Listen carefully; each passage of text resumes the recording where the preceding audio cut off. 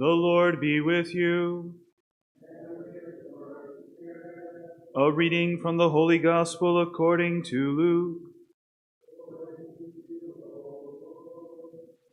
When Jesus looked up, he saw some wealthy people putting their offerings into the treasury, and he noticed a poor widow putting in 2 small coins.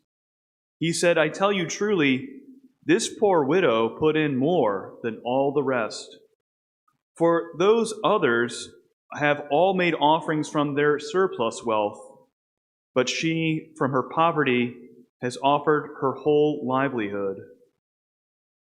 The Gospel of the Lord.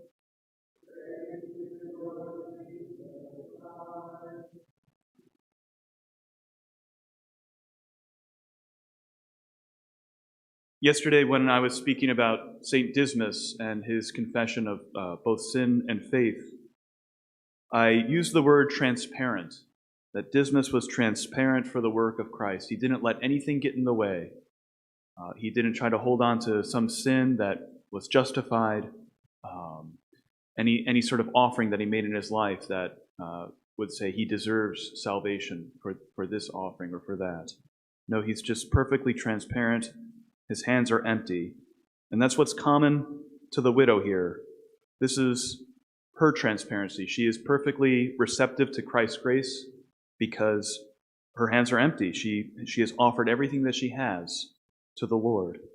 And so when we think of transparency, we use that word often in a legal context. You're not being transparent, etc. Well, in the context of the saints, grace will shine brighter in her soul, and the world will see the light of Christ more clearly through her because she has given up everything. She is relying solely on God. It is very clear that every day, every hour that she still lives is all because of Christ's grace. Whereas the others, they're still holding on to something. They still want a backup plan to grace. This is what we see in the psalm. Who may ascend the mountain of the Lord? He whose hands are clean. Right? Think of what it means to have a clear, clean window. It is transparent. It can show forth. And so also the 144,000, the symbolic 144,000 in the book of Revelation. They are the ones whose lips have been unblemished. Right? Nothing has gotten in the way for the grace of Christ in their speech.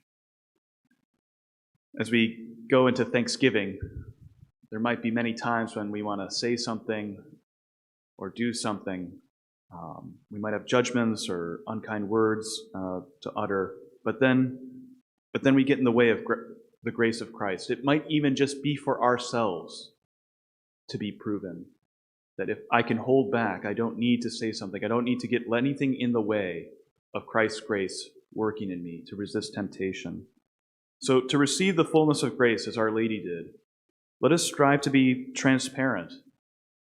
She was perfectly transparent, and she still endured temptations herself. If Christ endured every temptation but did not sin, and if temptation comes through the flesh, and he received his flesh from Our Lady, she certainly was tempted as well. But she never gave up the graces that our Lord had given her. And this is available to us every time when we go to confession. All we do is just empty our hands to the Lord so that his light, his grace, might be more clearly seen in us.